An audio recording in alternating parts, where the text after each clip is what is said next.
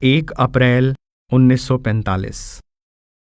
आज मैंने एक रसाले में पढ़ा कि राजकुमार हरदेव देवगिरी के राजा रामचंद्र देव का रिश्तेदार था। जब सुल्तान अलाउद्दीन खिलजी ने देवगिरी यानी औरंगाबाद दक्खन को लूट लिया तो हरदेव सुल्तान के सिपा सालार ख्वाजा हसन अलाए संजरी के साथ दिल्ली आया और निज़ाम उलमुशाही हजरत ख्वाजा निज़ामुद्दीन औलिया महबूबे इलाही का बैत होकर ख्वाजा अहमद अय्याज नाम से मुसलमान हो गया। उसने अपने पीर के बारे में अपने रोज़नामचा यानी डायरी मौसूमा अर्थात शीर्षक चहल रोज़ा में लिखा है, जिससे पता चलता है कि ख्वाजा साहिब हजरत बाबा फरीद शक्करगंज के सेवक और शगल सुल्तानुल अज़कार यानी सुरत शब्द योग के अभ्यासी थे और खाने में गोश्त से परहेज करते थे। पीर को सिजदा करना यानी मत्था टेकना जायज़ समझते थे और ख्वाजा साहिब की मृत्यु के वक्त उनके पीर बाबा फरीद शक्करगंज ने उनकी रूह की संभाल की। अमीर खुसरो पर उनकी इस कदर दया थी कि यह शेर उसके लिए फरमाया है, गर वराए तरके तुर्कम आरे बर तारक निहंद तरके तारक ब कुनम व हरगिज ना कुनम तरके तुर्क। 2 अप्रैल 1945। आज हुजूर ग्रेवाल मिल में गए तो इस विचार से थे कि कमाद यानी गन्ना की कटाई वाले खेत में तशरीफ ले जाएंगे, मगर वहां जाकर आपको दोनों पिंडलियों के नीचे खारिश की सख्त तकलीफ हो गई। दोनों पिंडलियों के निचले भाग में बड़े बड़े जख्म दिखाई देते थे और बेचैनी थी। हुजूर ने फरमाया कि यह तकलीफ कम हो जाएगी। हुजूर सिरसा अस्पताल में डॉक्टर साहिब के पास तशरीफ ले गए, जो हुजूर के सेवक हैं। डॉक्टर साहिब उस वक्त किसी रोगी को देखने गए हुए थे, इसलिए सत्संग घर में वापस आ गए। वहां डॉक्टर साहिब ने देखकर पट्टी कर दी और हुजूर वहां डाक सुनकर 2 बजे के लगभग वापस चल दिए। हुजूर तो आकर लेट गए। मालूम होता है कि तकलीफ ज्यादा है। हम लोग खाना खाने लगे।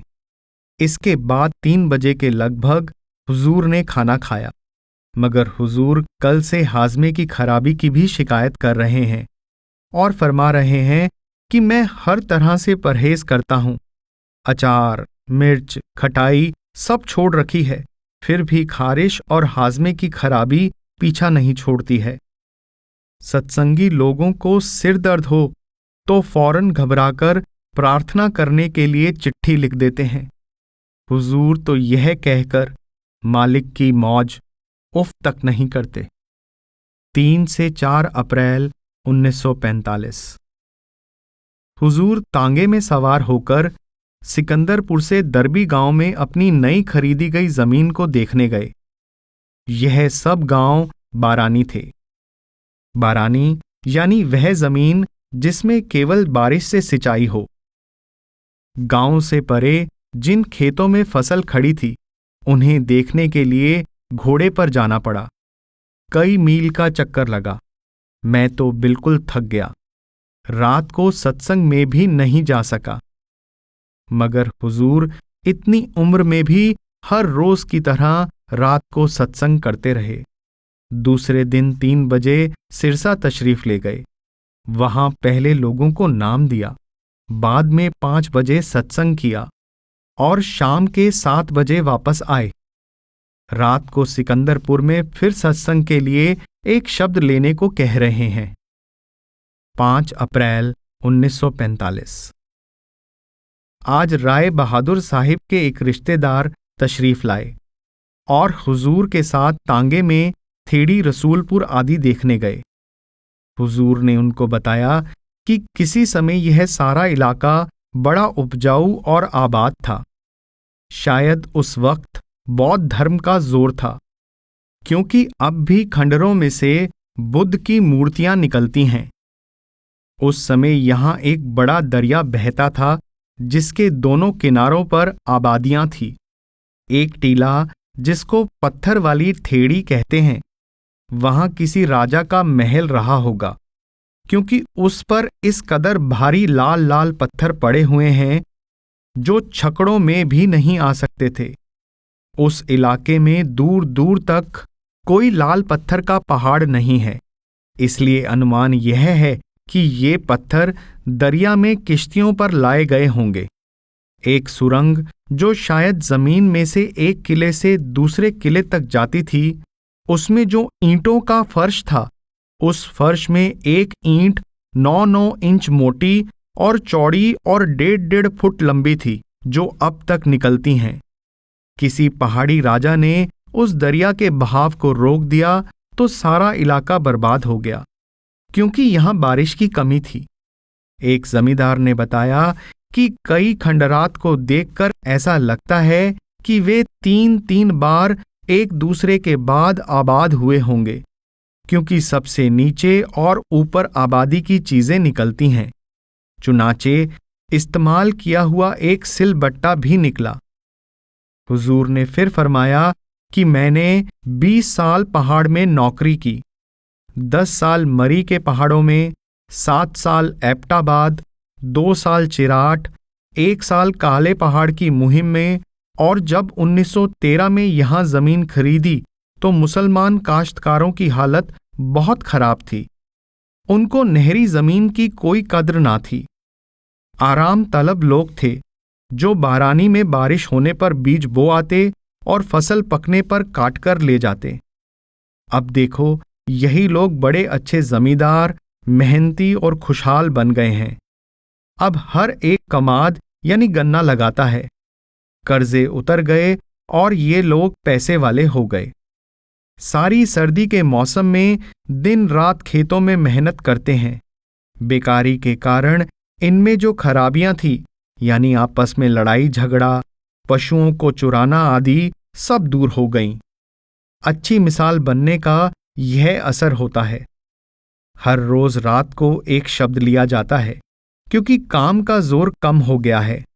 सिर्फ कमाद की बिजाई बाकी है। आगे कही चिट्ठी नकल के योग्य है।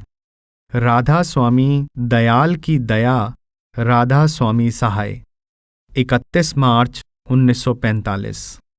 हुजूर के चरण कमलों में सिर धरकर राधा स्वामी। अंदरूनी हाल यह है कि अंधेरे का सफर खत्म हो गया है। एक रोज कमल के पीछे चांद की रोशनी दिखाई दी और उसके बाद एक औरत दिखाई दी। मालूम नहीं कौन थी। उसकी फौज, सामान, लश्कर की कोई गिनती ना थी, और जहां तक नजर जाती थी साज और सामान ही नजर आता था, और उसके पांव में बहुत से आदमी माथा टेकते थे। मुझे भी मन ने धोखा दिया, लेकिन उसने मुझे माथा टेकने नहीं दिया। अब बहुत अच्छी और सुंदर फुलवाड़ी दिखाई देती है, जिसमें हजारों किस्म के फल लगे हैं। क्या फल हैं यह मालूम नहीं है। एक जगह पानी ही पानी नजर आता है, उसमें स्नान भी किया है। अर्जीनामा लिखने का खास मतलब यह है कि हुजूर का स्वरूप खड़ा नहीं होता और मन धोखा देता है। बहुत सी शक्लें हुजूर से मिलती जुलती सामने खड़ी कर देता है। 8 अप्रैल 1945। आज इतवार शाम को हुजूर ने सिरसा सत्संग घर में सत्संग किया। धुन सुनकर मन समझाई और इस गुफा में अखुट पंडारा पड़े गए। हुजूर ने फरमाया कि योगियों, ज्ञानियों, विद्वानों, पंडितों, तप करने वालों का मन वश में नहीं आता। देखो, मच्छिंद्रनाथ गोरखनाथ का गुरु था। जब एक राजा का देहांत हुआ तो मच्छिंद्रनाथ के दिल में इच्छा हुई कि राज सुख भोगना चाहिए। इसलिए उसने अपने जिस्म को तो कहीं छिपा दिया और अपनी रूह को उस मुर्दा जिस्म में दाखिल कर दिया और लगा रंगरलियां मनाने, क्योंकि उसको डर था कि गोरखनाथ उसको आकर ना ले जाए। इसलिए हुक्म दिया कि मेरे राज में कोई योगी या साधु ना आने पाए। कई साल तक भोग विलास करता रहा। आखिरकार गोरखनाथ को इसका पता चला और वह रागियों में शामिल होकर दरबार में पहुंचा और राग गाने के बहाने से बोला, जाग मछंदर गोरख आया, जाग मछंदर गोरख आया। इसको सुनकर मछिंदर की रूह उस जिस्म को छोड़कर अपने असली जिस्म में आ गई। मतलब यह कि मन योगियों के भी वश में ना आया।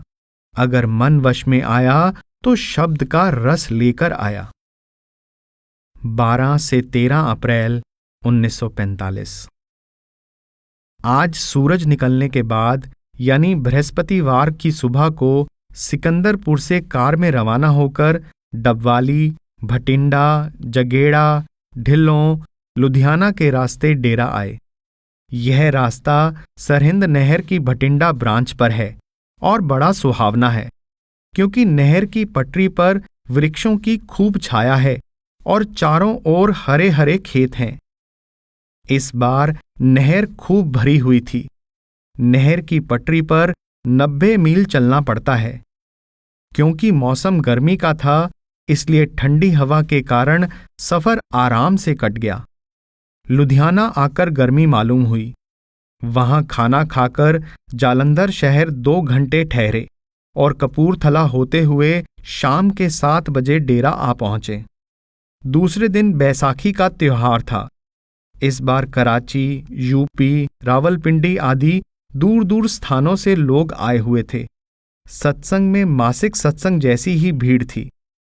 हुजूर ने गुरु अर्जन देव जी का 12 माह पढ़वाकर अर्थ किया और फरमाया कि बीमारी से हम लोगों को घबराना नहीं चाहिए, क्योंकि हमारे पहले जन्मों के खोटे कर्मों का कर्जा उतारकर रूह साफ की जा रही है।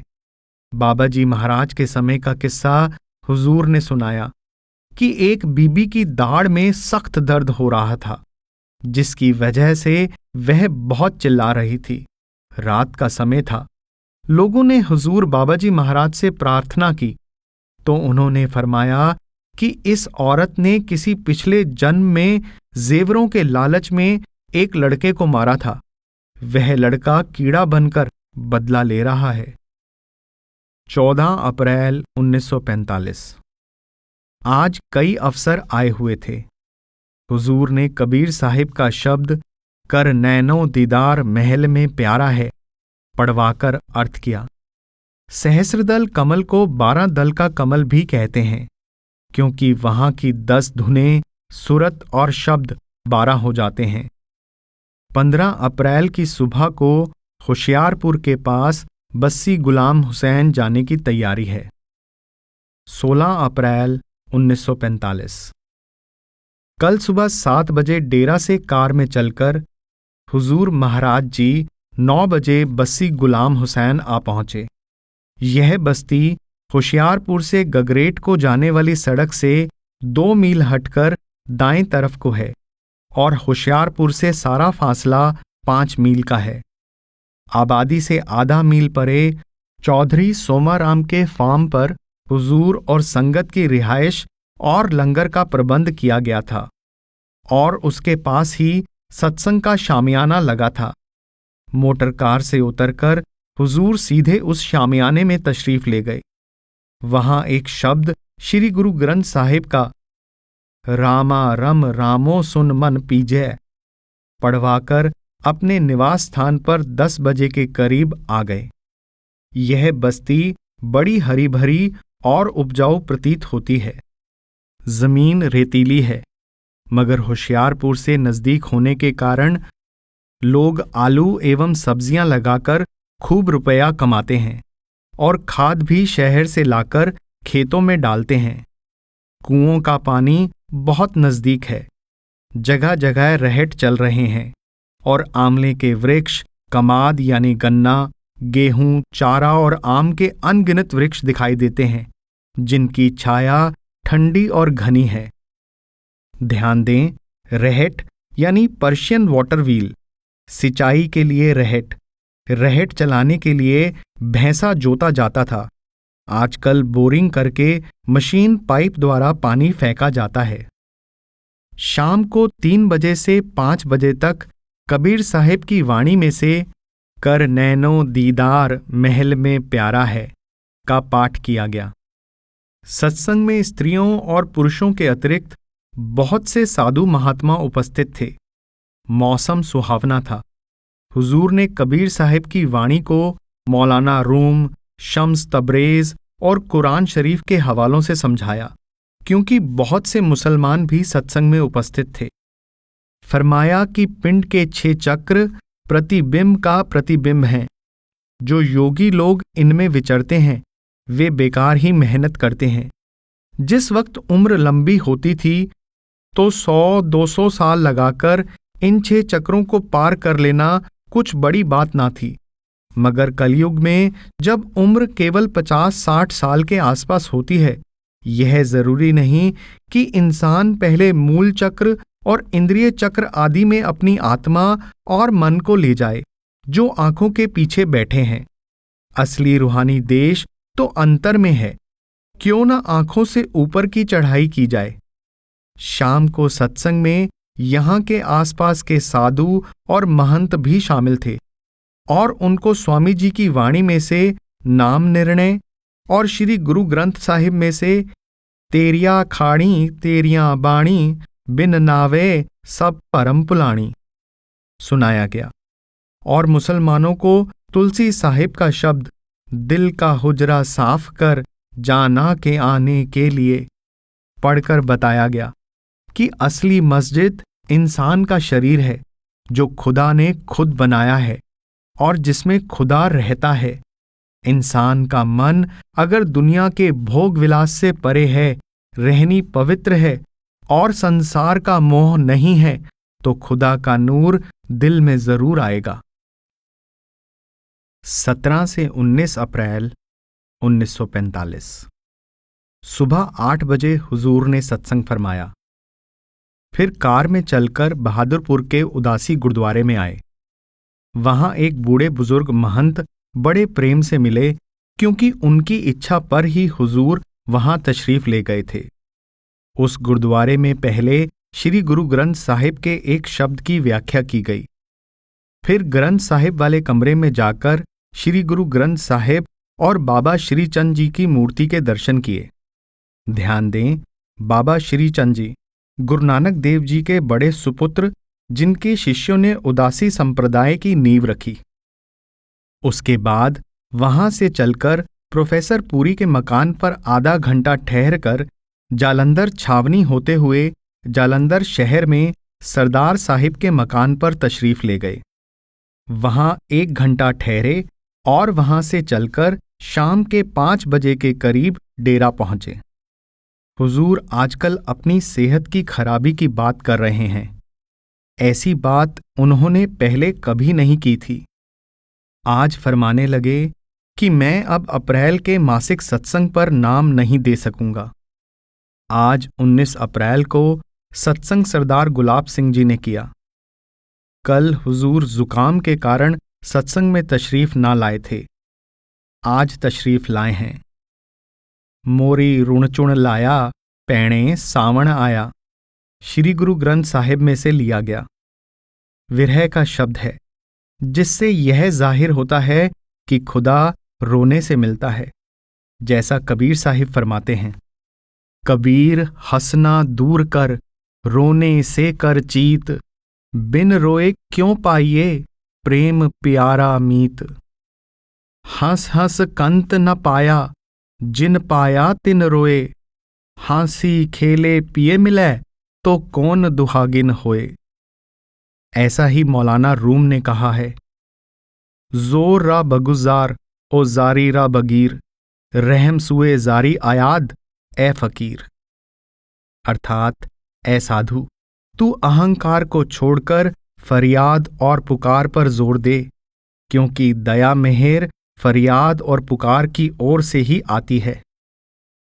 20 अप्रैल 1945 आज सुबह 7 बजे हुजूर रैया से 3 मील परे शीशम के वृक्षों को देखने गए, जिनको लंगर में ईंधन के लिए खरीदना था। वहां कार से उतरकर एक छोटी सी नहर के किनारे किनारे 1 मील चलना पड़ा, जो रतनगढ़ गांव के पास है। वहां से आकर शाम को 6 बजे सत्संग हुआ। जिसमें हुजूर ने फरमाया कि महात्मा ज़बान का स्वाद नहीं देखा करते। एक मुसलमान फकीर एबटाबाद के बाजार में जा रहा था। सामने से एक व्यक्ति बोतल में कोई शरबत जैसा द्रव्य लाता दिखाई दिया। फकीर ने कहा, ला दे बोतल। वह बोला, इसमें तो तेजाब है। मगर महात्मा उसको गट गट पी गया। वह व्यक्ति भागा कि अब यह मरेगा और मुझको फांसी दी जाएगी। मगर दूसरे दिन देखा तो वह फकीर बाजार में बिल्कुल चंगा भला फिर रहा था, जैसे मौलाना रूम साहिब ने फरमाया है, औलिया रा नदारत ऊजियां गर खुरद ऊ जहरे कातिल रा अयां। अर्थात औलिया यानी खुदा का बंदा यदि जहर भी खा ले तो वह उसको हानि नहीं पहुंचाता। लाहौर तथा अमृतसर का दौरा और डेरा को वापसी 22 से 24 अप्रैल 1945। मिस्टर रामनाथ लूथरा के यहाँ जेल रोड पर इतवार के दिन श्री गुरु ग्रंथ साहिब का भोग दिन के 12 बजे रखा गया था और हुजूर को विशेष रूप से निमंत्रण दिया गया था। लूथरा साहिब के प्रेम भाव से हुजूर महाराज जी खुश थे, अतः वहां जाना आवश्यक समझकर सुबह के 6 बजे कार से चलकर 7 बजे अमृतसर सत्संग घर पहुंच गए। वहां से किराए की कार लेकर 9 बजे लाहौर रावी रोड सत्संग घर आ गए। डॉक्टर चंद्रबंसी साहिब रिटायर्ड सिविल सर्जन भी साथ थे। पहले लाहौर सत्संग घर में एक शब्द पढ़ा गया। लगभग 10 बजे लूथरा साहिब अपनी कार लेकर तशरीफ लाए और हुजूर को और हमें बिठाकर अपने निवास स्थान पर ले गए। वहां कोठी के अंदर भोग की रस्म संपूर्ण की गई। रागियों ने शब्द कीर्तन किया। भोग के बाद कोठी के आंगन में सत्संग का प्रबंध किया गया। यहां श्री गुरु ग्रंथ साहिब में से डेरा के पाठी भाई भान सिंह ने 2 शब्द पढ़े, जिनके अर्थ हुजूर ने अपनी जुबाने मुबारक से किए और मौलाना रूम और दूसरे मुसलमान सूफी कवियों की वाणी से श्री गुरु ग्रंथ साहिब का समर्थन किया। इस गुफा में अखुट भंडारा, तिस विच वसै हर अलख अपारा, आपे गुपत परगट है आपे, गुर शब्दी आप वंजावणिया। अर्थात इस इंसानी काया में बेशुमार खजाने और लोक आबाद हैं, बल्कि खुद अकाल पुरुष वहदहू ला शरीक यानी अद्वितीय इसमें रहता है। मगर मिलता किस तरह है? इसका जवाब गुरु साहिब खुद देते हैं कि गुरु जिस नाद का पता अंतर में देते हैं, उस नाद अर्थात शब्द में अपने आप को लीन कर दो। शरीर के 9 दरवाजों को खाली करके 10वीं गली में जाओ। वहां वह अनहद शब्द दिन रात गूंज रहा है, उसको पकड़ो तो मुक्ति होगी और कोई साधन मुक्ति का नहीं हो सकता। सब पूर्ण संत इस बात पर सहमत हैं। वहां से सत्संग खत्म करके फिर हुजूर रावी रोड पर अपने विश्राम गृह तशरीफ लाए। वहां दोपहर को आराम करके शाम के 6 बजे से 8 बजे तक 2 घंटे सत्संग को दिए। लाहौर से बहुत से स्त्री पुरुष हजारों की संख्या में जमा हो गए, जैसे कोई मेला लगा हो। नाम निर्णय लिया गया कि नाम वास्तव में क्या है। दूसरे दिन सुबह सत्संग 9:30-10 बजे समाप्त करके लूथरा साहिब की कोठी पर तशरीफ ले गए। वहां से लगभग 1 बजे तशरीफ लाए और लाहौर से किराए की कार लेकर शाम के 7 बजे अमृतसर आ पहुंचे। दूसरे दिन सुबह अमृतसर में सत्संग हुआ। वहां से शाम को 4:30 बजे चलकर अपनी कार में शाम के 6 बजे के करीब डेरा आ गए। 26 से 28 अप्रैल 1945। शाम को सत्संग में हुजूर ने श्री गुरु ग्रंथ साहिब में से गुरु नानक देव जी का वह शब्द लिया जिसमें त्यागी भेख के बारे में लिखा है। क्योंकि आज सत्संग में कई भेखी साधु उपस्थित थे। मनमुख लहर कर तज विगुचै, अवरा के कर हेरै, ग्रह धर्म गवाए सतगुर ना भेटै, दुर्मत कूमन घेरै। दिसंतर भवे पाठ पढ़ थाका, तृष्णा होए वधेरै। काची पिंडी शब्द न चीनै, उदर भरै जैसे ढोरै। बाबा ऐसी रवत रवै सन्यासी, गुर कै शब्द एक लिव लागी। तेरा नाम रते त्रिपतासी, खोली गेरू रंग चढ़ाया, वस्त्र पेख पिखारी। कापड़ फार बनाई खिंथा, चोली माया तारी। कर कर मागे जग पर बोधै, मन अंधे पतहारी। परम पुलाना शब्द ना चीनै, जुए बाजी हारी। अब असली साधु त्यागी का जिक्र करते हैं। सो सन्यासी जो सद्गुर सेवै, विच्चों आप गवाए। छादन भोजन की आस न करई, अचिंत मिलै सो पाए। बकै न बोलै खिमा धन संग्रह, तामस नाम जलाए। धन गिर ही सन्यासी जोगी, जे हर चरणी चित लाए। अर्थात वह फिक्र नहीं करता कि मैं क्या खाऊंगा क्या पहनूंगा। जो स्वाभाविक रूप से मिल जाए खा लेता है। वह संतोष का खजाना जमा करता है और क्रोध को नाम की कमाई से जला देता है। अगर कोई ऐसा व्यक्ति है तो वह सराहनीय है, चाहे वह योगी हो, गृहस्थ हो या साधु त्यागी। इसी प्रकार महात्मा ईसा ने भी यही शिक्षा दी थी कि तुम चिंता ना करो कि क्या पहनोगे या क्या खाओगे। देखो, वह सबका स्वामी खेत के फूलों को कैसे कपड़े देता है। हालांकि ना वे कातते हैं ना मेहनत करते हैं। आस निरास रहे सन्यासी, एकस स्यों लिव लाए। हर रस पीवै ता सात आवे, निज घर ताड़ी लाए। मनुआ न डोलै गुरमुख बूझै, तावत वरज रहाए। ग्रह शरीर गुरमति खोजै, नाम पदारथ पाए। ब्रह्मा बिसन महेश सरेसठ, नाम रते विचारी। खाणी वाणी गगन पताली, जनता जोत तुम्हारी। सब सुख मुकत नाम धुन बाणी, सच नाम उर धारी। नाम बिना नहीं छूटस नानक, साची तर तू तारी। यह नकली साधुओं का हाल है। वहीं गुरु अर्जन साहेब असली साधुओं की महिमा में फरमाते हैं, चरण साध के तोए तोए पियो, अरप साध को अपना जियो। साध की तूर करो स्नान, साध ऊपर जाइए कुर्बान। और स्वामी जी भी असली और नकली साधुओं का नक्शा खींचते हैं। तुम साध कहावत कैसे, मैं पूछूं तुमसे ऐसे। फिर फरमाते हैं, बुद्धि विचार न गुरु मिला पूरा। और मांग मांग धन जोड़त पैसे। फिर फरमाते हैं, साध चरण 68 से उत्तम, भूमि पवित्र जहां पग धरते। हुजूर महाराज जी कल सारा दिन और रात बुखार में पड़े रहे और शनिवार की शाम को नीचे भी नहीं आए, ना सत्संग में जा सके। कल इतवार की सुबह मासिक सत्संग में दर्शन देंगे, सत्संग नहीं कर सकेंगे। 29 अप्रैल 1945। आज सुबह 8:30 बजे सत्संग शुरू हुआ। हुजूर की तबीयत बहुत कमजोर थी, फिर भी सत्संग में तशरीफ लाए और हुजूर ने श्री गुरु ग्रंथ साहिब में से पहली पातशाही का एक शब्द, हरसा मीत नाही मैं कोई, जिन तन मन दिया सुरत समोई, पढ़वाकर उसकी व्याख्या की। उसके बाद सरदार भगत सिंह ने स्वामी जी महाराज की वाणी में से सतगुर कहें करो तुम सोई, मन के कहे चलो मत कोई शब्द की व्याख्या की।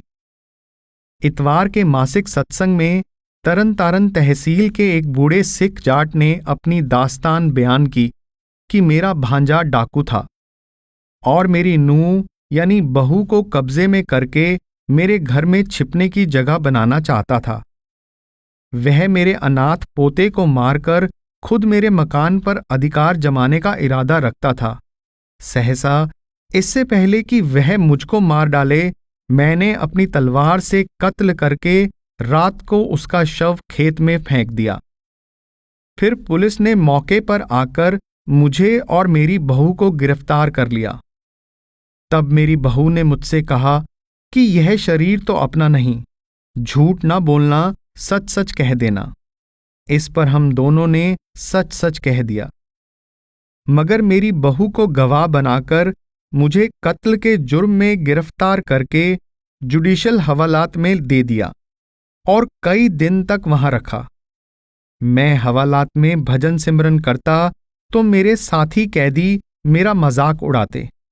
आखिर एक दिन तंग आकर मैंने ऊंची आवाज से पुकारा, ऐ सतगुरु, तुम तो कहते हो मैं हर जगह उजाड़ों, पहाड़ों और जंगलों में अपने सेवक के साथ हूं। अब तुम कहां गए?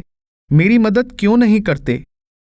यह कहकर भजन सिमरन में बैठ गया तो मुझे थोड़ी देर बाद साथ के कैदियों ने बुलाकर कहा, जाओ, तुमको थानेदार साहिब बुला रहे हैं। मुझको हथकड़ी लगाकर पुलिस कप्तान के महकमे में ले गए। वहां डिप्टी साहिब मेरे कागज लेकर आए और कागजों को उलट पुलट कर देखा और कहा कि इस सिख के खिलाफ कोई जुर्म नहीं पाया गया। इस पर साहिब बहादुर ने मुझे हथकड़ी खुलवाकर रिहा कर दिया। मैं अचानक घर आ गया तो मेरी बहू और सब हैरान हो गए। यह सब सद्गुरु की दया थी। 1 मई 1945। आज शाम को किसी बीबी की मृत्यु का भोग पड़ा गया। उसके बाद मस्ताना बलोचिस्तानी, खुरासान आदि से आए हुए कुछ दूसरे साथियों के साथ एक बोरा लेकर खड़ा हो गया जिसमें मुर्दा सत्संगियों की हड्डियां आदि थी और बोला कि हम बड़ी मुश्किल से 5 मुर्दा सत्संगियों की राख दरिया ब्यास में डालने के लिए लाए हैं। रास्ते में जब हमने बलोचिस्तान की हद को पार करके सिंध की सरहद में दाखिल होना था तो पुलिस ने घेर लिया। हमारे पास 40 ऊंट थे और हमारी तलाशी लेकर कुछ आदमियों को कैद कर लिया। मैंने थानेदार साहिब की बहुत मिन्नत की, 1000 रुपया रिश्वत का भी पेश किया, मगर उसने एक ना सुनी। रात के 2 बज गए। जंगल का मकाम, ना कोई यार ना मददगार। साथियों को छोड़कर जाना भी मुनासिब ना समझा। आखिरकार तंग आकर सद्गुरु से पुकार की तो क्या हुआ कि थानेदार साहिब ने मुझको खुद बुलाया और कहा, भाई, तुम अपने साथियों को ले जाओ, अपना असबाब भी ले जाओ, कोई ताकत मेरा गला घोंट रही है। मैंने कहा कि आप 1000 तो ले लें, मगर उसने कहा कि मैं नहीं लूंगा, मेरी जान छोड़ो। उसने सबको छोड़ दिया और हम सकुशल यहां पहुंच गए। धन्य सद्गुरु। फिर कहने लगा, सद्गुरु को मिलने से पहले मैं कई साल ऋषिकेश, हरिद्वार, तपोवन आदि स्थानों में गुरु की तलाश में फिरता रहा। जब बलोचिस्तान में गया तो मेरी माँ और बीवी मुझसे लड़ने लगी कि हमको कमाकर खिलाओ। मैंने उनको छोड़ा और साधु होकर सत्यनारायण की कथा करवाता और लोगों को तावीज आदि देता, जिससे कई एक का बुखार उतर जाता। एक साधु ने मेरे पास आकर कहा, मस्ताना, तुम हो तो भक्त, मगर जाओगे नरक को। तुम जाओ ब्यास में, तुमको पूरा गुरु मिलेगा। यह कहकर वह साधु तो गायब हो गया। जब मैं ब्यास पहुंचा तो मैंने लोगों से पूछा कि यहां कोई जटाधारी या भगवे कपड़े वाले महात्मा रहते हैं। उन्होंने कहा कि नहीं, यहां तो सफेद पोश राधा स्वामी महात्मा रहते हैं। जब डेरा आया तो हुजूर महाराज जी यहां ना थे, सिरसा थे, इसलिए बड़ी मुश्किल से भटिंडा पहुंचा। वहां एक सिपाही ने मुझको पकड़ लिया कि तुमको फौज में भर्ती करूंगा। यह लो मेरा हुक्का और बिस्तर उठाओ और इनको गाड़ी में रखो। मुझे सिरसा जाना है, तुम भी वहां चलो। यह लो पैसे और 2 टिकट सिरसा के ले आओ। इस पर मैं टिकट ले आया और उसके साथ सवार होकर सिरसा पहुंचा। वहां से भागकर शहर चला गया तो पता चला कि हुजूर गांव में हैं, इसलिए वहां पहुंचा और नाम लिया। 9 मई 1945। आज सुबह 8 बजे डेरा से चलकर 9 बजे अमृतसर के सत्संग घर पहुंचे। वहां सिर्फ 5-7 मिनट आराम करके हुजूर एक कोठी में सत्संग करने के लिए पधारे। वहां बहुत से लोग जमा थे। पंडाल बना हुआ था और शामियाने के नीचे दरियों पर स्त्री पुरुष विराजमान थे। वहां श्री गुरु ग्रंथ साहिब में से पहली पातशाही का शब्द हरसा मीत नाही मैं कोई, जिन तन मन दिया सूरत समोई लिया गया। हुजूर ने खूब व्याख्या की। शाम को 5:30 बजे अमृतसर सत्संग हॉल में सत्संग हुआ और जेठ की संक्रांति नजदीक होने के कारण 12 माह गुरु अर्जन देव का पढ़ा गया। फिर हुजूर राधा स्वामी दयाल की पोथी सार बचन में से बिनती पढ़ी गई।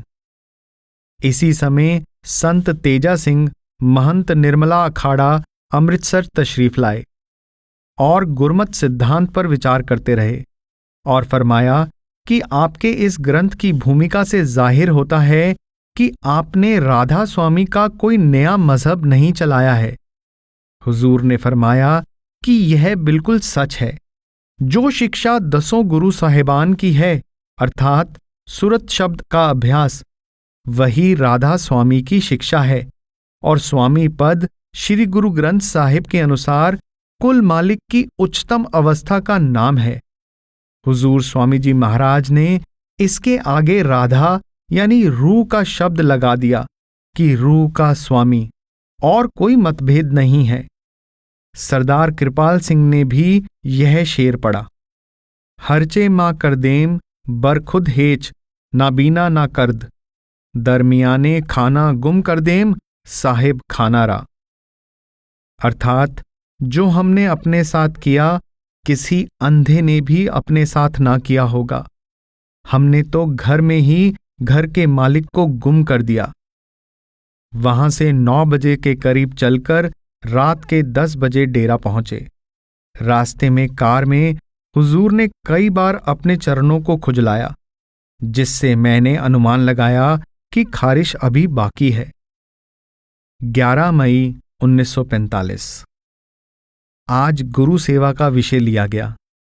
सद्गुरु की सेवा गाखड़ी के बाद यह शब्द लिया गया, संता की होए दासरी, एह अचारा सिखरी, सगल गुणा गुण उत्तमो, परता दूर ना पिखरी। हुजूर ने फरमाया कि जो सेवा गुरु को मंजूर हो वही सेवा करनी चाहिए। जो सेवा उनको मंजूर ना हो वह सेवा नहीं करनी चाहिए। जब मैं कहता हूं कोई मुझे माथा ना टेके तो वैसे ही करना जरूरी है। एह मन सुंदर आपना, हर नाम मजीठै रंगरी, त्याग स्याणप चातुरी, तू जान गोपालै संगरी। मजीठ का रंग पक्का होता है। कपड़ा फट जाए मगर रंग नहीं उतरता। इसी तरह नाम का रंग पक्का है। दुनिया के सब रंग कच्चे और फीके हैं। धन दौलत, हुकूमत, जवानी, सौंदर्य, खानदान, बेटे बेटियां, स्त्री, दुनिया के रिश्तेदार, हाट हवेली, ये सब ऐसे नशे हैं जो एक ना एक दिन जरूर उतरते हैं, मगर नाम का स्वाद जिसको आ गया वह नहीं छूटता। नाम से तात्पर्य उस शब्द या ध्वनि से है जो हर वक्त आदमी के अंतर में हो रही है और जिसने सब दुनिया बनाई है। फिर बताया कि लोग मुझको अपने रास्ते पर चलाना चाहते हैं, मगर मैं दिल में हंसता हूं कि ये अपने आप को मुझसे ज्यादा सयाने और चतुर समझते हैं। संतों के सामने चतुराई छोड़कर सीधा और दीन होकर रहना चाहिए। 12 मई 1945। हुजूर ने शाम को खुद सत्संग फरमाया। हाजिरी ज्यादा ना थी। राग सूही महला 3 का शब्द लिया गया। नामे ही ते सब किछ हुआ, बिन सतगुर नाम न जापै। गुर का सबद महारस मीठा, बिन चाखे साध न जापै। कौड़ी बदले जन्म गवाया, चीनस नाही आपे। गुरमुख होवे ता एको जाने, हौमे दुख न संतापै। बलिहारी गुर आपणे विट्टों, जिन साचे स्यों लिवलाई। सबद चीन आतम पर गास्या, सहजे रहया समाई। गुरमुख गावे गुरमुख बूझे, गुरमुख सबद बिचारे। जियो पिंड सब गुर ते उपजै, गुरमुख कारज सवारे। मतलब यह है कि सब दुनिया नाम यानी इसमें आजम ने बनाई है, और नाम बिना गुरु के नहीं मिलता। यह नाम, शब्द या आकाशवाणी ऐसी रसीली है कि जिन्होंने इसका स्वाद चखा वे ही जानते हैं। दुनियादार लोग अपना जीवन सांसारिक धंधों और मोह में मुफ्त ही नष्ट कर देते हैं, जबकि चाहिए यह था कि उस नाम की खोज करते और उसको पाते जो वहदहू ला शरीक यानी अद्वितीय है। शब्द को पकड़कर रूह का तब पता चला जब रूह पर से तीनों पर्दे स्थूल, सूक्ष्म और कारण शरीरों के उतर गए। मालूम होता है कि हुजूर स्वामी जी के वक्त में भी सत्संगियों के आपस में झगड़े हुआ करते थे, इसलिए उनको यह शब्द कहना पड़ा, कहाँ लग कहूं कुटिलता मन की, कान न माने गुर के बचन की। इस शब्द द्वारा यह पता चलता है कि उस वक्त भी उनके सेवकों में स्वामी जी महाराज की सेवा को लेकर झगड़े हुआ करते थे। कोई सेवक कहता था कि यह सेवा मेरी है, तुमने क्यों ली? स्वामी जी की इच्छा थी कि सब आपस में प्रेम प्यार से गुजारा करें। आखिरकार यह कहा, अब अहंकार करो क्या किससे, मौत धार दम दम में बरसे। जब इस दुनिया में रहना ही नहीं तो अहंकार किस चीज का किया जाए? इंसान के अवगुणों को दूर करने के लिए सिवाय सत्संग के और कोई उपाय नहीं है। तीर्थ, व्रत, पूजा, दान, यज्ञ और तप से मन में अहंकार पैदा हो जाता है। सत्संग में अपने अवगुणों का पता चलता है, इसलिए सत्संग से बढ़कर कलयुग में और कोई तीर्थ नहीं। मगर सत्संग वह नहीं जहां पुराने राजाओं की कथा कहानियां पढ़ी जाएं, बल्कि सत्संग वही है जहां कुल मालिक सत्पुरुष दयाल की महिमा का वर्णन होता है। जैसे गुरु नानक साहिब ने कहा है, सतसंगत कैसी जानिए, जित्थै एको नाम वखाणिए। यानी जहां धुनात्मक नाम की महिमा होती है, बाजे बजाने और गाने का नाम सत्संग और हरि कीर्तन नहीं है। हुजूर ने फरमाया कि संतों का हुक्म मानना चाहिए, चाहे देखने में वह हमारी अक्ल और समझ के विरुद्ध ही क्यों ना हो, क्योंकि संतों की गति और समझ तक कोई नहीं पहुंच सकता। जैसे तुलसी साहिब जी ने कहा है, जो कोई कहे संत को चीना, तुलसी हाथ कान पर दीना। वैसे ही मौलाना रूम ने कहा है, शेख रा की पेशवा ओ रहबर अस्त, गर मुरीद इम्तिहान करद ऊ खर अस्त, चूना गुंजद ऊ बमीजाने खिरद, पस तराजुए खिरद राबर दरद। अर्थात यदि मुरीद यानी शिष्य शेख यानी गुरु का इम्तिहान ले तो शिष्य मूर्ख है, क्योंकि गुरु को अक्ल यानी बुद्धि के तराजू पर नहीं तोला जा सकता। इसलिए अच्छा यही है कि इस तराजू को तोड़ दिया जाए। ख्वाजा हाफिज ने भी फरमाया है, ब मैं सज्जादा रंगी कुन गरत, पीरे मुगा गोयद की सालिक बेखबर, नुब्वत जी राहो रस्म मंजिल हा।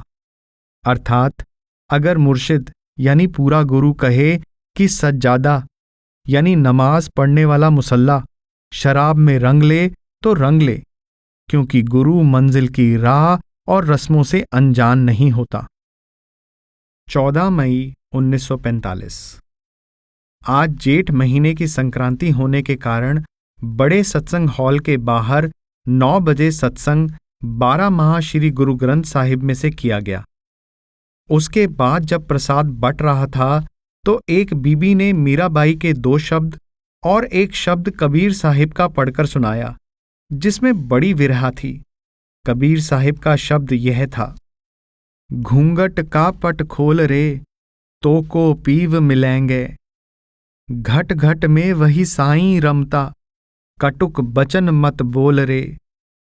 धन जो बन का गर्भ न कीजै, झूठा पचरंग चोल रे। सुन महल में दिया ना बारी ले, आशा से मत डोल रे। जोग जुगत से रंग महल में, पिए पाए अनमोल रे। कहे कबीर आनंद भयो है, बाजत अनहद ढोल रे। भोटा, लदरौर और कालूदी बड़ का दौरा 16 से 18 मई 1945। सुबह के 7 बजे हुजूर अपनी कार में जालंधर होते हुए 9:30 बजे होशियारपुर पहुंच गए। वहां से भोटा तहसील हमीरपुर को जाना था, क्योंकि वहां के आसपास के सत्संगी एक बड़ा सा सत्संग घर बना रहे हैं। उसको देखने जाना जरूरी है। भोटा ऊना से 25 मील परे मंडी को जाने वाली सड़क पर हमीरपुर जिला कांगड़ा से 7 मील की दूरी पर है, मगर यह सारी सड़क कच्ची है। कई स्थानों पर पानी के नाले, जोहड़ यानी दलदल और सवा में से जाना पड़ता है और चढ़ाई उतराई बहुत आती है। कई मीलों तक जगह जगह पर पत्थर बिछे हैं, जिन पर से कार को जाना पड़ता है।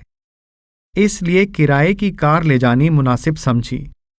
किराए का दर 9 आने प्रति मील है, यानी आने जाने में 70-80 रुपये एक कार का खर्चा आता है। होशियारपुर से 11 बजे की सर्विस में विक्ट्री ट्रांसपोर्ट कंपनी की कार लेकर रवाना हुए। ऊना शहर से इधर दाएं हाथ को सड़क मुड़ जाती है। दोपहर का समय था, गर्मी का जोर था।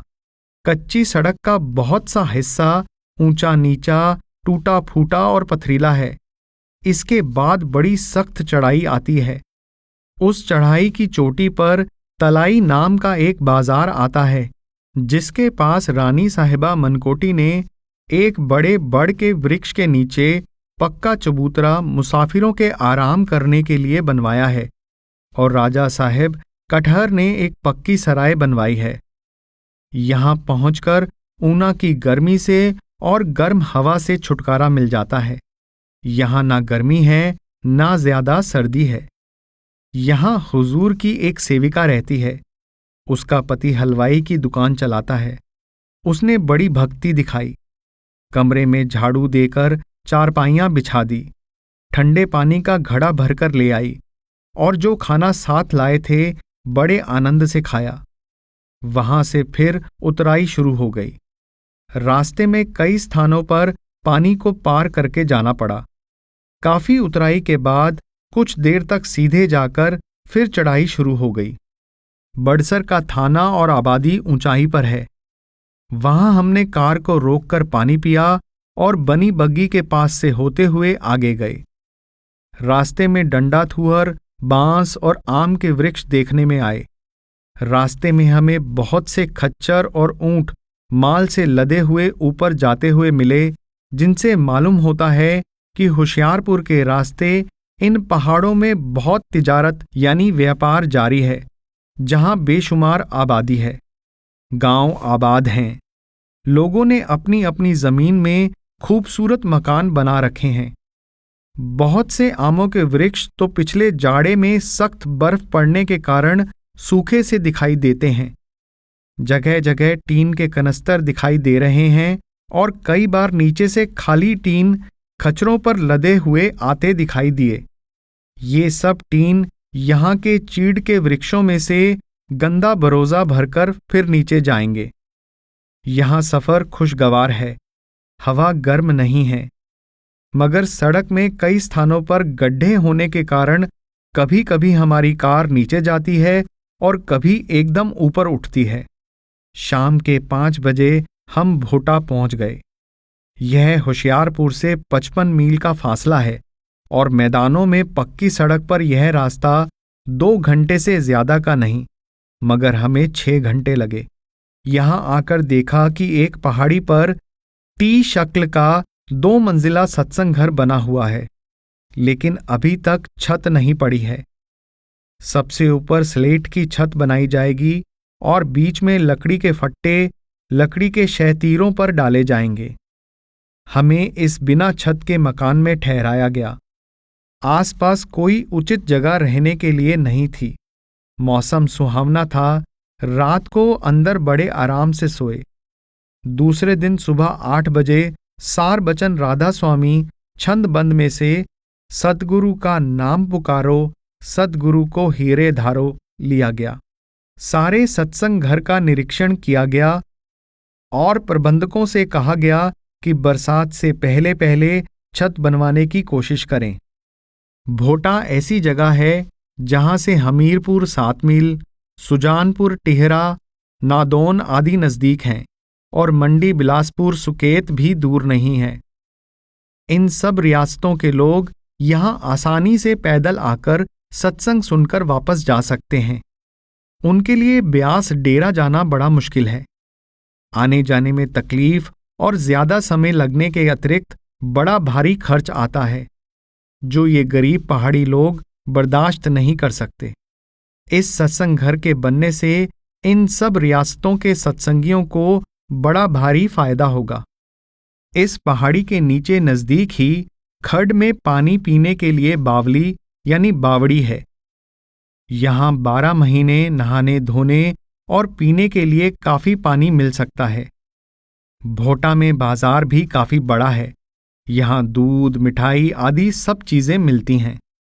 सत्संग करने के बाद हम 1:30 बजे यहां से कार में रवाना होकर 6-7 मील परे लदरौर पहुंच गए। वह जगह भोटा से ज्यादा ऊंची और ज्यादा ठंडी है। धूप काफी थी। कमरे में जाते ही मैं तो पलंग पर सो गया और 4 बजे तक खूब सोया। हुजूर महाराज जी कुर्सी पर विराजमान थे, लोगों से मुलाकात करते रहे और शाम को 5 बजे सत्संग करने लगे। बिख बोए था ला दिया, दिया समुंद मंझार, श्री गुरु ग्रंथ साहिब में से। और खोजत रही पिया पंथ, मर्म कोई नेक न गाया, सार बचन राधा स्वामी छंदबंद में से लिए गए। इसके बाद कार में सवार होकर 7:30 बजे के लगभग भोटा सत्संग घर वापस आ गए। यहां यह बात लिखना उचित लगता है कि बीबी धर्मदेवी ने कालूदी बड़ में पानी की कमी, हुजूर की आमद और साथ संगत के इकट्ठे होने का ख्याल करके हुजूर को पोस्ट कार्ड लिखा। जब आप पधारें तो पहले इंद्र देवता को जरूर रवाना कर दें। 17 मई की रात थी। 18 मई की रात को हुजूर को कालूदी बड़ पहुंचना था। मौसम बिल्कुल खुश्क और धूप तेज थी। बारिश की कल्पना भी ना की जा सकती थी। जब हुजूर और मैं दोनों रात के 9 बजे खाना खा रहे थे तो जोर की आंधी आई। उसके पहले झोंके से ही हमारी थालियों में मिट्टी भर गई और पानी पड़ने लगा। हमारे सिर पर कोई छत ना थी। रोटी छोड़ बिस्तर बांध नीचे दुकान में सब सामान ले गए। खूब बारिश हुई। कालूदी बड़ में भी खूब बारिश हुई। दूसरी सुबह ही 9 बजे चलकर ऊना से होते हुए जहां संगत जमा थी, दिन के 1 बजे के लगभग भूखे प्यासे होशियारपुर पहुंचे।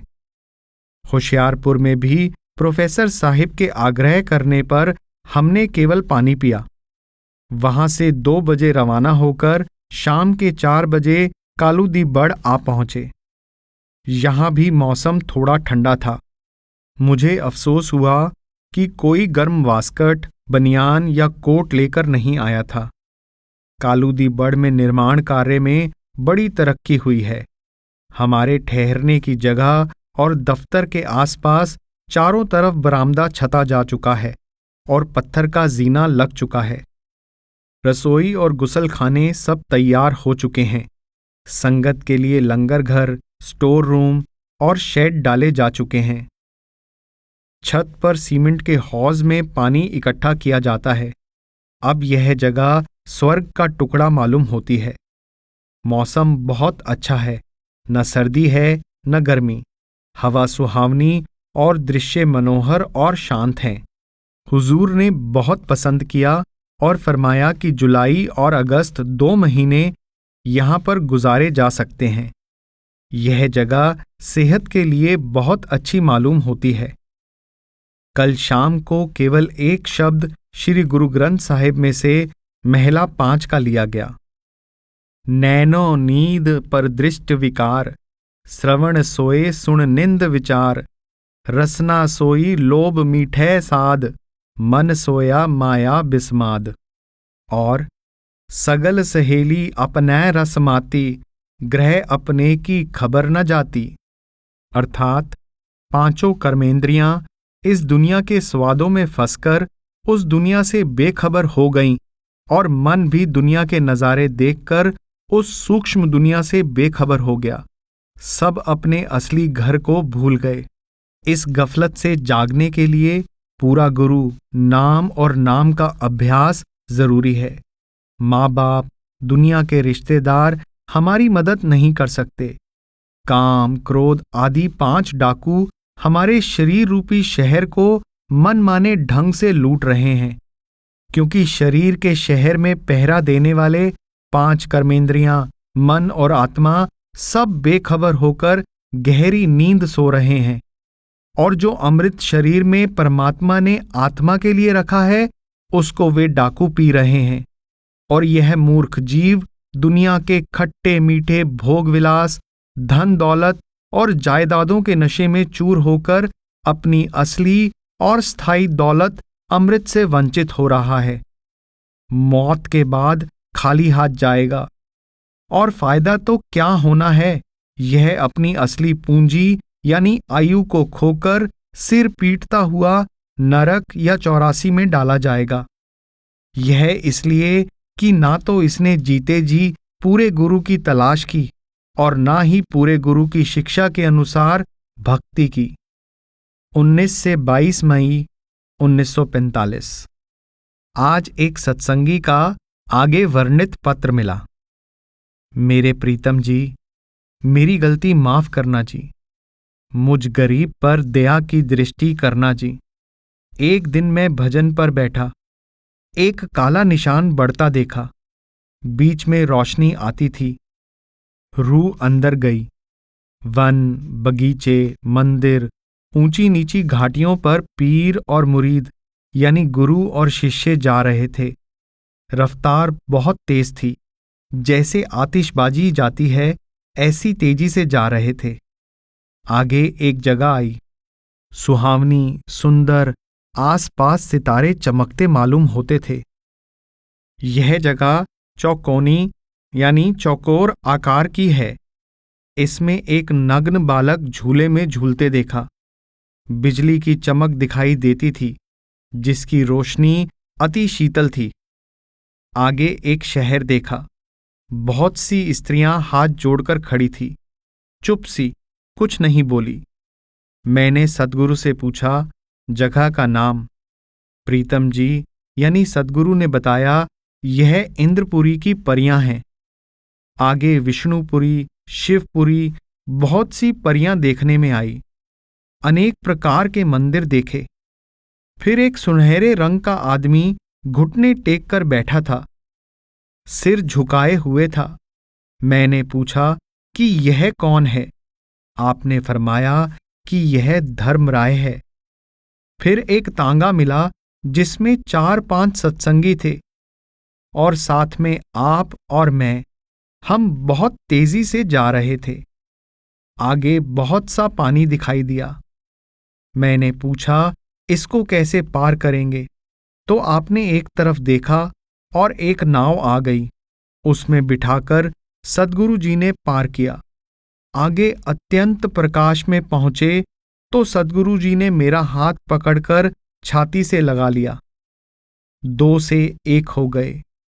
प्रीतम यानी सद्गुरु ने सेवक को अपने में मिला लिया। यह कौतुक करके महाराज जी प्रकाश में ऐसे छिप गए जैसे आकाश में बादल घटता बढ़ता मिल जाता है।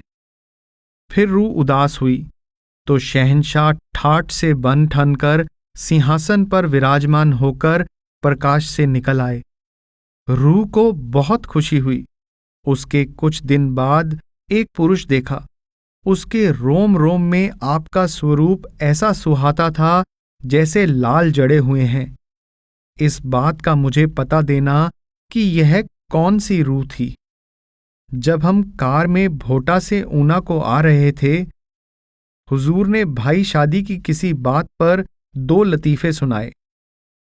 पहला यह कि एक खत्री हाथों में सोने के कड़े डाले हुए जंगल में अकेला जा रहा था कि रास्ते में पठानों ने उसको घेर लिया और कहने लगे कि या तो कड़े उतारकर हमारे हवाले करो या मुसलमान हो जाओ।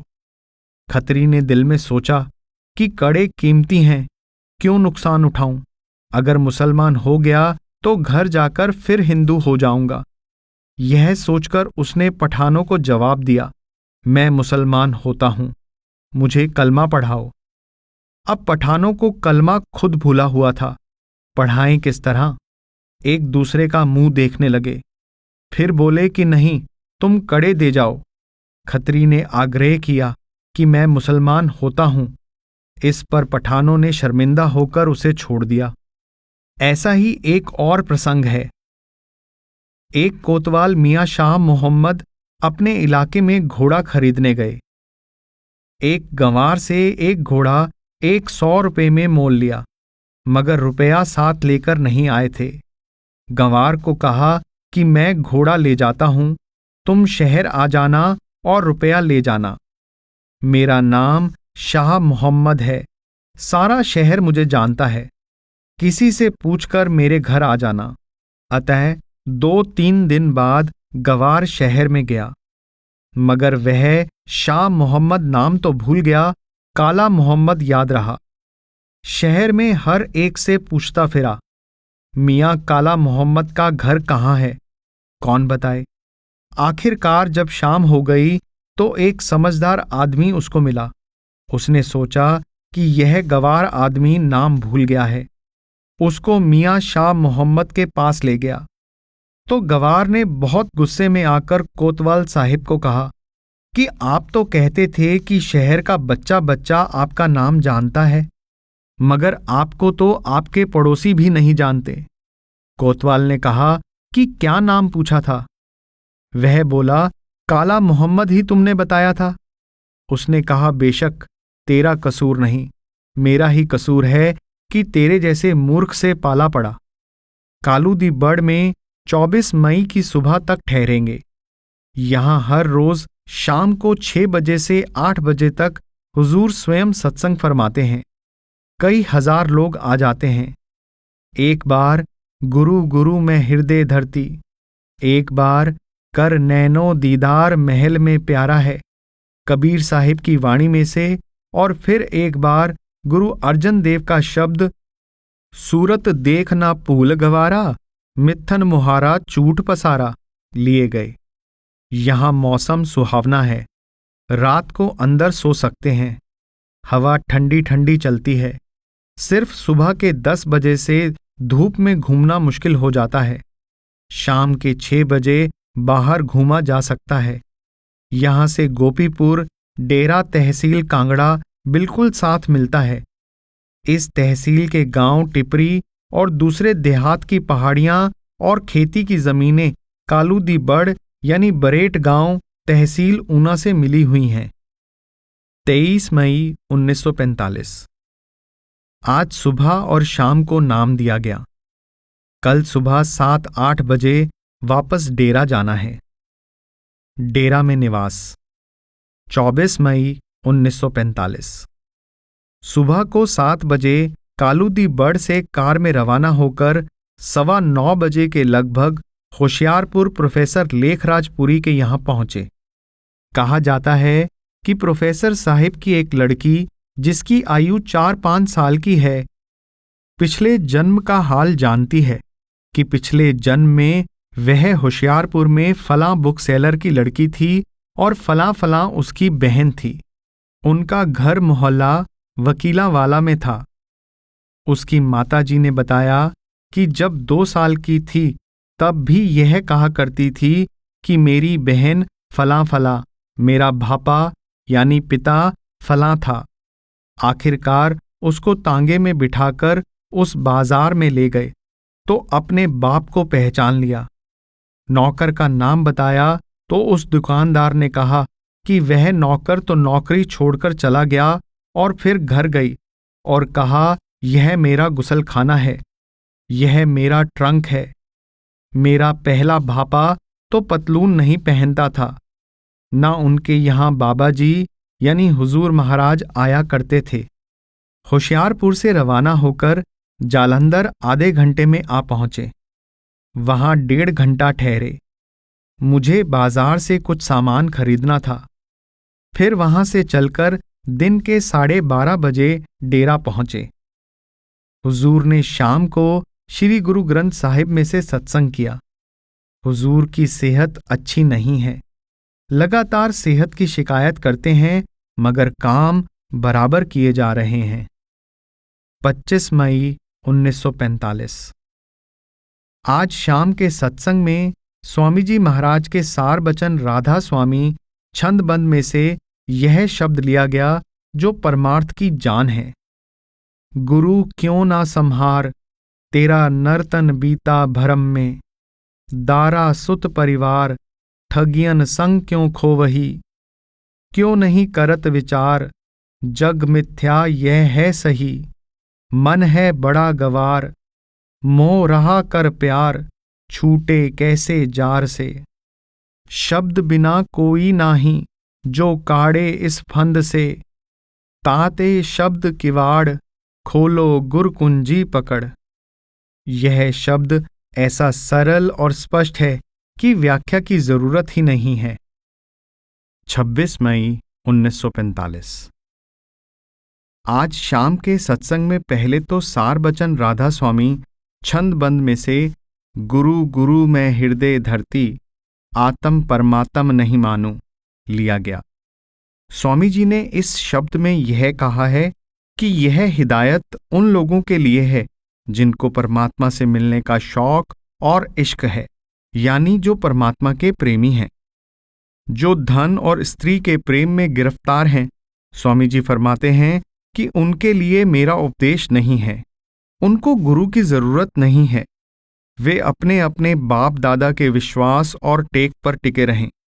लेकिन जो ईश्वर प्रेमी हैं, उनको चाहिए कि पहले शब्द स्वरूपी और शब्द अभ्यासी गुरु तलाश करके उनसे रास्ते के बारे में जानकर उस रास्ते की कमाई करें। जो हिदायत वे दें, उस हिदायत पर कायम रहें। उनके लिए गुरु भक्ति पहली जमात यानी कक्षा है।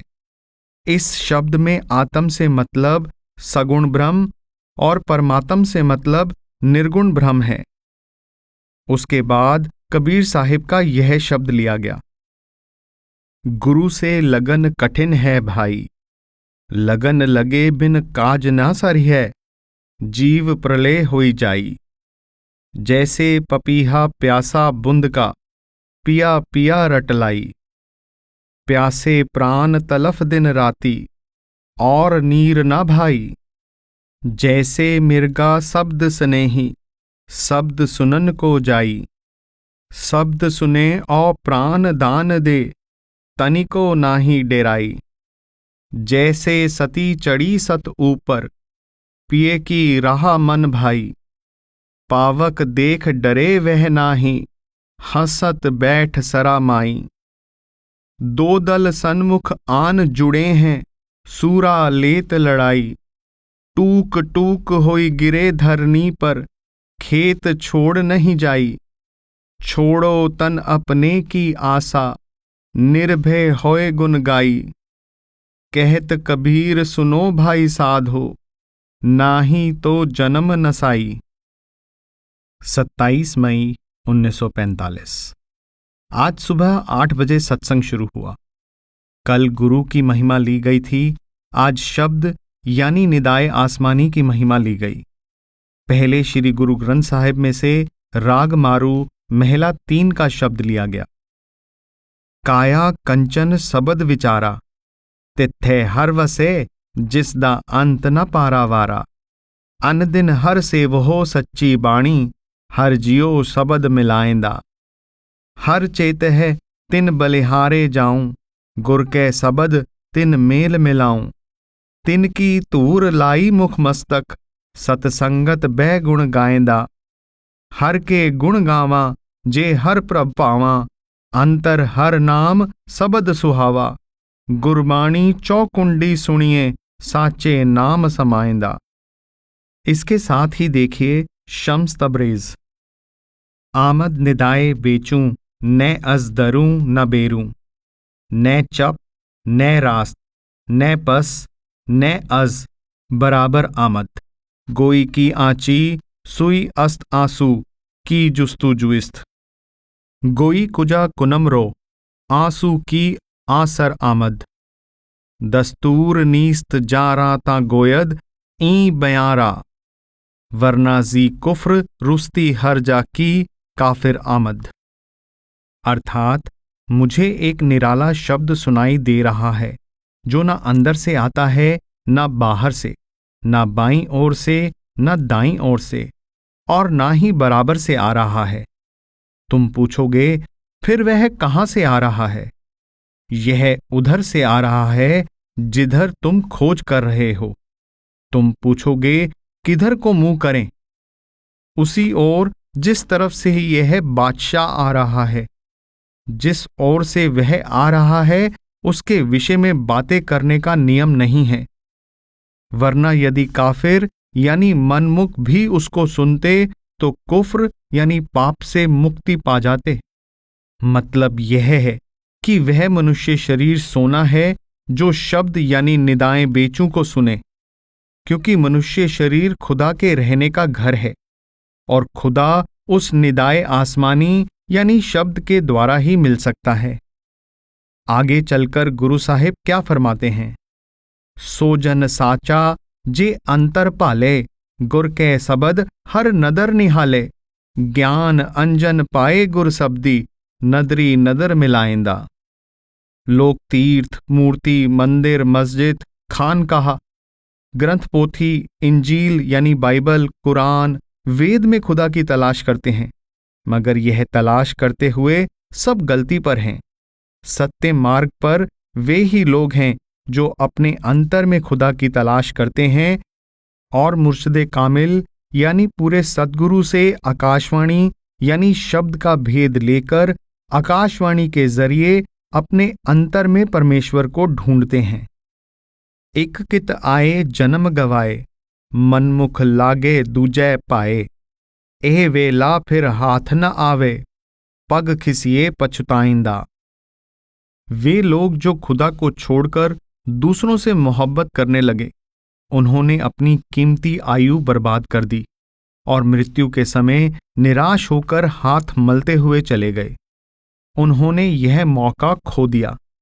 इसी तरह स्वामी जी ने कहा है, वह क्यों आए इस जगत में जिन मिली न पूंजी शब्द की। इस लंबे शब्द के बाद हुजूरी वाणी में से शब्द के विषय पर यह शब्द लिया गया, धन्य धन्य धन धन्य प्यारे, क्या कहूं महिमा शब्द की। यह सारा शब्द सुनने योग्य है।